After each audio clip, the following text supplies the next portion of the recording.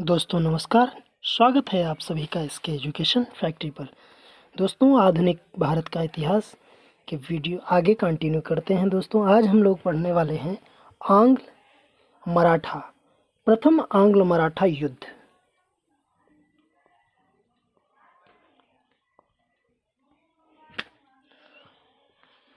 प्रथम आंग्ल मराठा युद्ध 1775 से 1782 ईस्वी तक लड़ा गया। रघुनाथ राव पेशवा नारायण राव का चाचा था।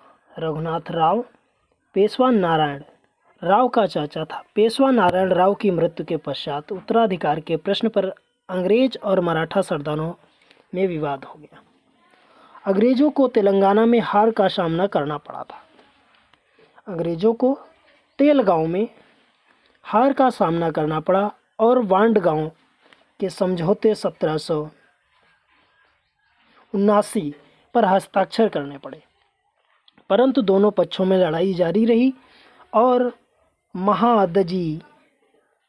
महादजी सिंधिया के प्रयास से साल बाई की संधि 1782।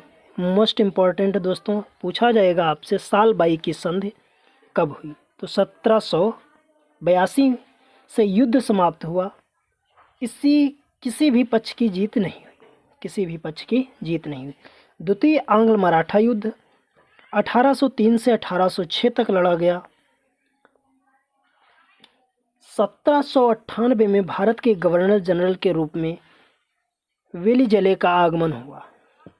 उसने साम्राज्यवादी नीतियों का पालन करते हुए सहायक संधि प्रारंभ की। संधि के अनुसार भारतीय रियासतों को सहायक संधि के बाध्य किया गया। और बदले में रियासत की सुरक्षा के नाम पर ब्रिटिश सेना की टुकड़ी रियासत में तैनात की जाती थी। अप्रत्यक्ष रूप से भारतीय रियासतों को ब्रिटिश अधिकार में ले लिया जाता था। पेशवा बाजीराव द्वितीय ने अंग्रेजों के साथ बसीम की संधि 1802 में हुई थी। बसीम की संधि 1802 पर हस्ताक्षर करके अंग्रेजों की सर्वोच्चता स्वीकार कर ली। इस संधि को वेलेजली ने ट्रेटी विद चिफर की संज्ञा दी।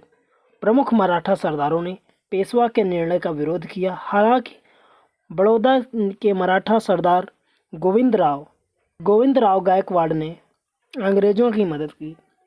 इंदौर के सरदार जसवंत राव होलकर मराठा गठबंधन में बहुत देर से सम्मिलित हुए। इंदौर के सरदार जसवंत राव होलकर मराठा गठबंधन में बहुत देर में सम्मिलित हुए। अंग्रेजों ने सभी मराठा सरदारों को हराकर सहायक संधि पर हस्ताक्षर करने के लिए विवश कर दिया। इन संधियों का वर्णन निम्न है। देवगांव की संधि 17 दिसंबर 1803 में भोसले के साथ। सुरजी अर्जन गांव की संधि 31 दिसंबर 1803 में सिंधिया के साथ। राजपुर घाट की संधि 1805 में होलकर के साथ। 1805 में गायकवाड़ ने भी सहायक संधि पर हस्ताक्षर कर दिए। तृतीय आंग्ल मराठा युद्ध 1816 से 1818 तक चला। पिंडारियों का दमन। पिंडारी वही जो आप लोग देखते होंगे, एक मूवी है, नाम नहीं लेंगे, आप जानते हैं क्यों मारा, आज तक क्वेश्चन बना हुआ है। तृतीय आंग्ल मराठा युद्ध का तत्कालिक कारण था पिंडारी अनियंत्रित सैन्य गुट थे जिनका आतंक मध्य भारत में था। युद्ध के समय मराठा सरदार पिंडारियों को अपनी सेना में सम्मिलित कर लेते थे। जब थॉमस हिस्लोप के नेतृत्व में पिंडारियों के विरुद्ध ब्रिटिश अभियान को मराठा सरदारों ने अपने आंतरिक मामलों में हस्तक्षेप माना और युद्ध आरंभ हो गया। ब्रिटिश अभियान को मराठा सरदारों ने अपने आंतरिक मामलों में हस्तक्षेप माना और युद्ध आरंभ हो गया। पिंडारियों के प्रमुख नेता करीम खान वसीम मोहम्मद चित्तू थे।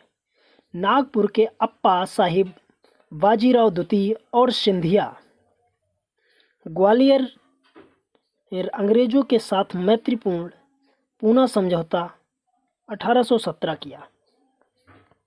मराठा सरदारों ने समझौते का विरोध किया, परंतु अंग्रेजों ने सभी को अलग अलग युद्ध में पराजित कर दिया। युद्ध के पश्चात पेशवा को बिठूर यानी कानपुर, बिठूर पड़ता है कानपुर उत्तर प्रदेश में, बिठूर नाम की जगह है, निष्कासित कर दिया गया। मराठों की देश पर सत्ता की दावेदारी समाप्त हो गई। दोस्तों, प्रथम आंग्ल नेपाल युद्ध 1815 से 1816 के बीच। नेपाली फौज ने तराई के क्षेत्र में वर्तमान के उत्तराखंड और हिमाचल प्रदेश के अधिकांश हिस्सों पर कब्जा कर रखा था। 2 वर्ष तक चले युद्ध में नेपाली सेना और सेनापतियों ने अपनी वीरता से अंग्रेजों का भी दिल जीत लिया। युद्ध की समाप्ति संगोली की संधि 1816 में हुई। नेपाल ने युद्ध में भारी कीमत चुकाई। नेपाल को अपना 1/3 भूभाग ब्रिटिश शासन को सौंपना पड़ा। उसके द्वारा जीते गए वह हिस्से जो आज भारत के अंग हैं, उन पर नेपाल को अपना दावा छोड़ना पड़ा। उत्तराखंड में बहने वाली काली नदी को ब्रिटिश भारत और नेपाल के मध्य सीमा के बीच में स्वीकार किया गया। जो भारत और नेपाल के मध्य में एक काली नदी बहती है, सीमा स्वीकार कर लिया गया।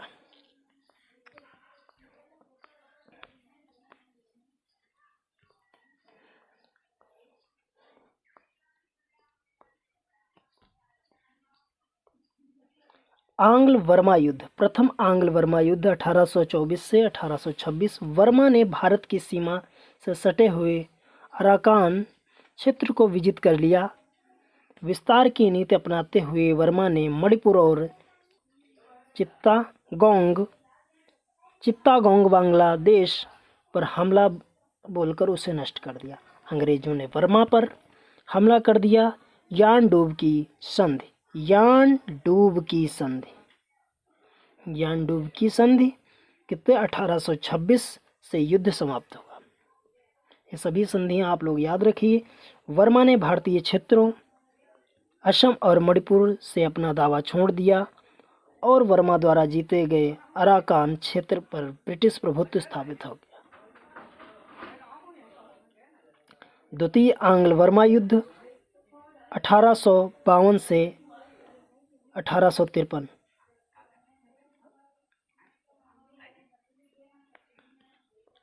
डलहौजी ने कमांडर लंबार्ड को यानबूब की संधि से प्रावधानों को लागू करने के लिए वर्मा भेजा।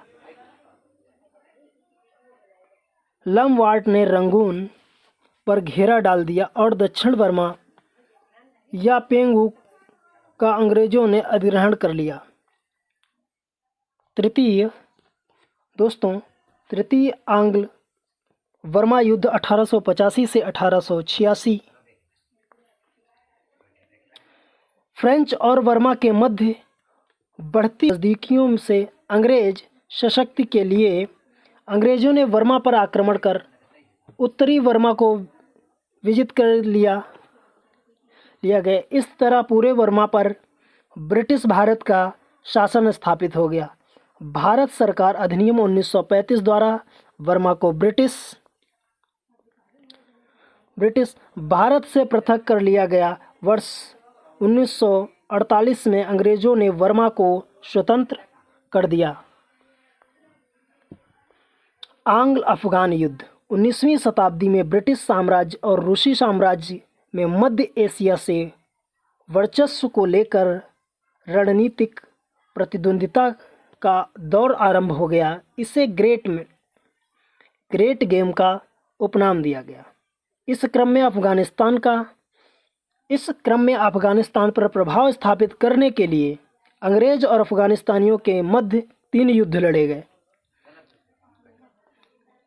प्रथम आंग्ल अफगान युद्ध 1839 से 1842। युद्ध को गवर्नर जनरल ऑकलैंड की भूल ऑकलैंड की भूल कहा गया। अफगान शासक दोस्त मोहम्मद ने सिखों के विरुद्ध ब्रिटिश सहायता की अपील की, जिसे ठुकरा दिया गया।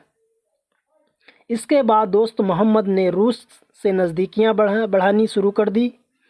ऑकलैंड ने अफगानिस्तान पर हमला करने का निर्णय लिया। युद्ध में ब्रिटिश विजित रहे, परंतु उन्हें जान माल का कीमत चुकानी पड़ी। भारी नुकसान हुआ या कीमत चुकानी पड़ी, बात एक ही। द्वितीय आंग्ल अफगान युद्ध 1878 से 80। अंग्रेज युद्ध में विजित रहे और अफगानिस्तान को अपमानजनक गंडामक की संधि पर हस्ताक्षर करने पड़े। संधि द्वारा अफगानिस्तान ब्रिटिश के आश्रित राज्य बन गया। सामरिक दृष्टि से अंग्रेजों ने जो लक्ष्य निश्चित किए थे वह प्राप्त हो गए। तृतीय आंग्ल अफगान युद्ध 1919। रावलपिंडी की संधि से युद्ध की समाप्ति हुई। समझौते के परिणाम स्वरूप डूरंड रेखा को अफगानिस्तान और ब्रिटिश भारत के मध्य सीमा निर्धारण के लिए प्रभावशाली ढंग से स्वीकार किया गया। अगला है सारगढ़ी का युद्ध। 12 सितंबर 1897 को ब्रिटिश सेना की सिख रेजिमेंट के 21 सैनिकों और 12,000 अफगान ओरकजई जनजातियों के मध्य लड़ा गया। इसे सैन्य इतिहास के सबसे महान अंत वाले युद्धों में गिना जाता है। युद्ध के 2 दिन बाद अन्य ब्रिटिश सेना द्वारा उस स्थान पर पुनः अधिकार प्राप्त किया गया।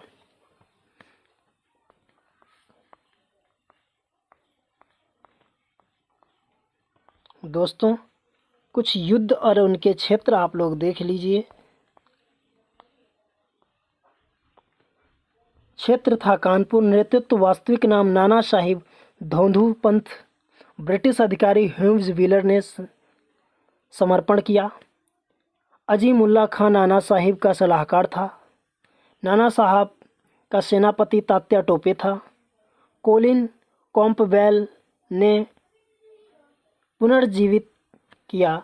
रामचंद्र पांडुरंग अजीमुल्लाह। उसके बाद में दोस्तों लखनऊ में बेगम हजरत महल उपनाम महकपरी। दोस्तों, ये क्वेश्चन अगर बनाया जाए तो वाकई में नया क्वेश्चन होगा। बेगम हजरत महल हेनरी लॉरेंस की हत्या कर दी गई और कैंपबेल ने ही दोबारा अधिकार स्थापित किया। अगला दोस्तों दिल्ली।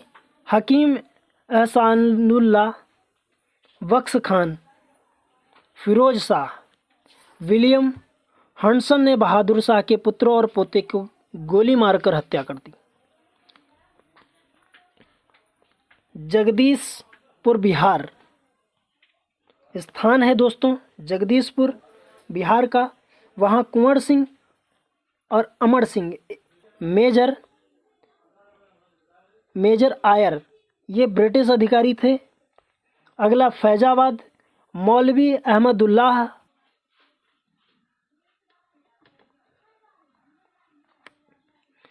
अब्दुल्लाह उपनाम डाका शाह।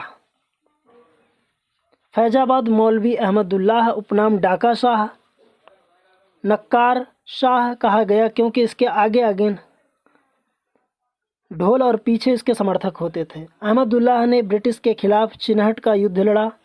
बरेली से दोस्तों, बरेली और रोहेलखंड से खान बहादुर। बड़दौत से शामल। मथुरा से देवी सिंह। झांसी से लक्ष्मीबाई। यहाँ से हीरोज। जून 1858 ग्वालियर।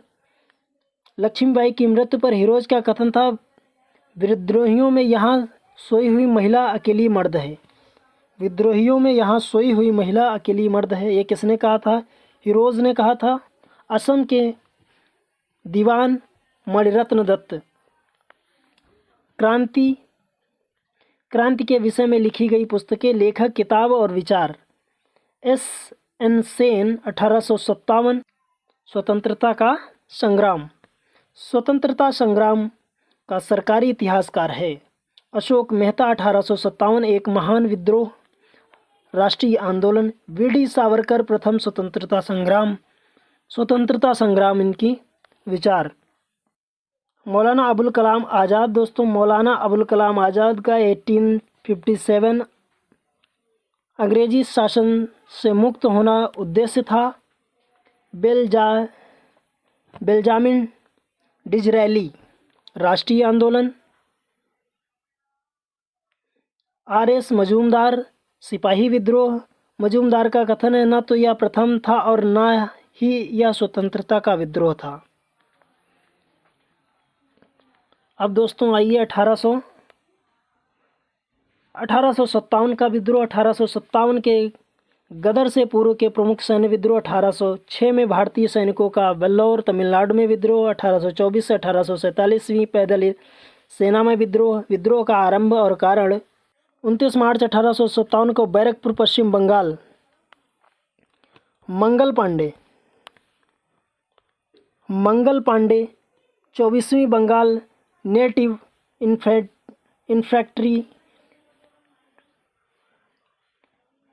इन्फेंट्री ने 2 ब्रिटिश अधिकारियों, लेफ्टिनेंट बाग और जॉन हेर्से को गोली मारकर घायल कर दिया।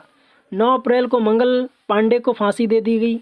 इस हमले का एक कारण नई बंदूक इनफील्ड राइफल थी। इसका प्रयोग भारत में दिसंबर 1856 में प्रारंभ हुआ। बंदूक में भरी जाने वाली गोली पर ग्रीस लगे कागज़ को मुंह से हटाया जाता था। अफवाह उड़ गई कि कागज़ में युक्त ग्रीस गाय और सुअर के मांस से बनाया गया है।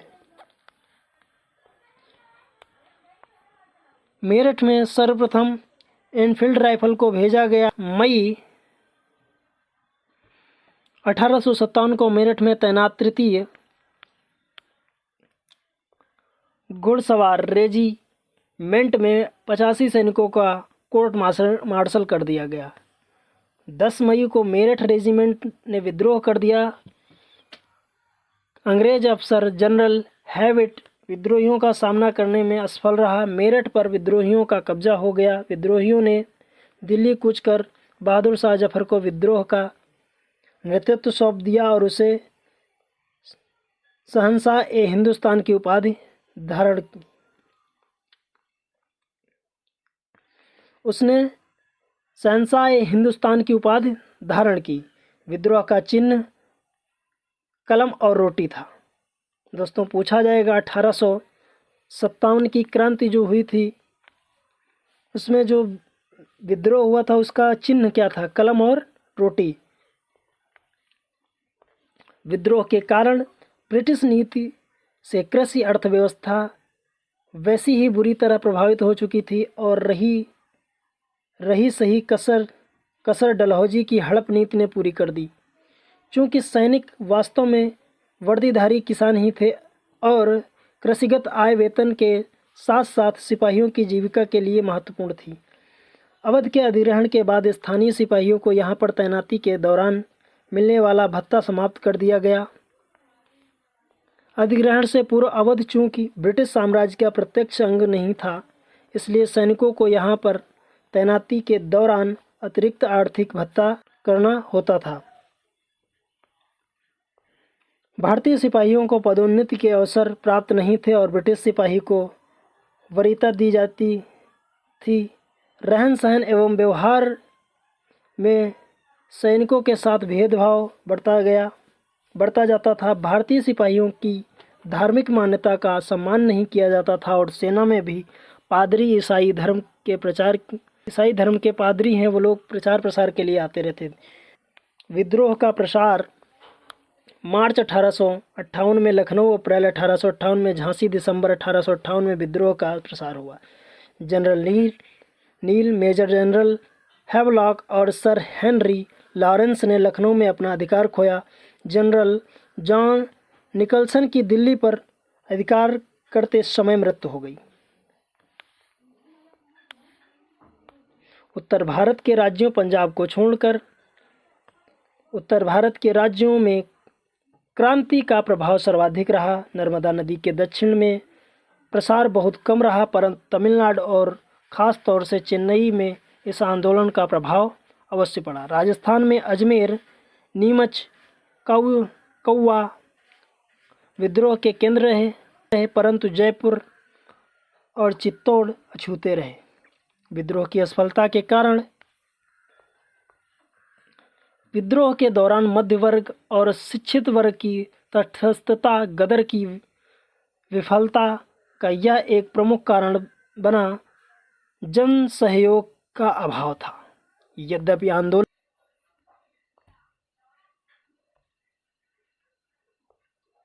बहुत व्यापक था, परंतु विद्रोहियों ने एकता का अभाव था। देसी रियासतें जैसे ग्वालियर के सिंधिया, हैदराबाद के निजाम ने अंग्रेजों के प्रति वफादारी बनाए रखी और विद्रोह में दमन में अंग्रेजों की सहायता की। संकट के समय कैनिंग ने कहा, यदि सिंधिया भी विद्रोह में सम्मिलित हो जाएं तो मुझे कल की ही बिस्तर बांधना होगा।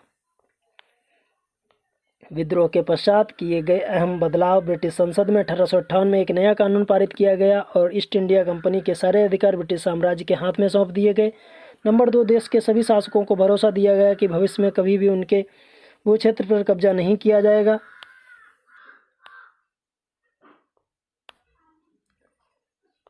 भारतीय फौज को नवगठित करने के लिए पीएल आयोग का गठन किया गया। सेना में भारतीय सिपाहियों का अनुपात कम करने और विदेश यूरोपीय सिपाहियों की संख्या बढ़ाने का फैसला लिया गया। बंगाल में यह अनुपात क्रमशः 2:1 और मद्रास और मुंबई में 3:1 कर दिया गया। अंग्रेजों की भर्ती में गोरखा, सिख और जाट समुदाय को वरीयता दी गई। अंग्रेजों ने फैसला लिया कि वे भारत के लोगों के धर्म और सामाजिक रीति रिवाजों का सम्मान करेंगे। रोचक तथ्य: 1857 के विद्रोह के समय ब्रिटिश प्रधानमंत्री विस्पाल्म सर्टन थे। मिर्जा गालिब शायर इस विद्रोह के समकालीन थे। गालिब का जन्मस्थान आगरा था। उनकी मृत्यु दिल्ली में हुई थी। सर सैयद अहमद खान ने विद्रोह पर पुस्तक कॉशियस ऑफ इंडियन म्यूनिटी